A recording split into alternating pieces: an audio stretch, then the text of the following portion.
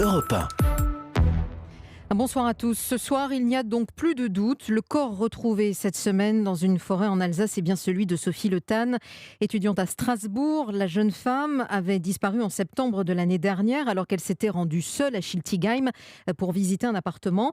Charlotte Bechler, vous êtes la correspondante d'Europe 1 en Alsace. Le procureur a attendu les résultats d'analyse avant de se prononcer. Effectivement, Sophie, l'autopsie d'hier n'ayant rien révélé, il a fallu attendre les résultats ADN.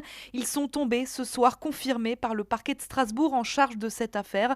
D'autres expertises sont encore en cours, mais maintenant on peut affirmer sans aucun doute que le corps retrouvé est bien celui de Sophie Le Tan. Les analyses ont été effectuées sur des ossements humains retrouvés dans la forêt de Grendelbruch. C'est à une quarantaine de kilomètres de Strasbourg.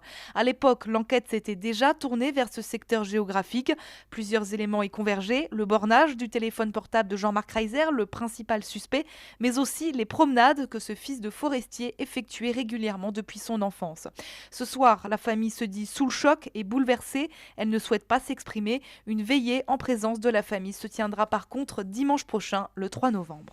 Charlotte Bechler pour Europe 1. Et le suspect Jean-Marc Reiser, âgé de 59 ans, a été mis en examen dans ce dossier pour assassinat, enlèvement et séquestration. Il a toujours clamé son innocence en dépit des traces de sang retrouvées chez lui. Selon l'un de ses avocats, maître Francis Metzger, un nouvel interrogatoire pourrait être organisé dans les prochaines semaines.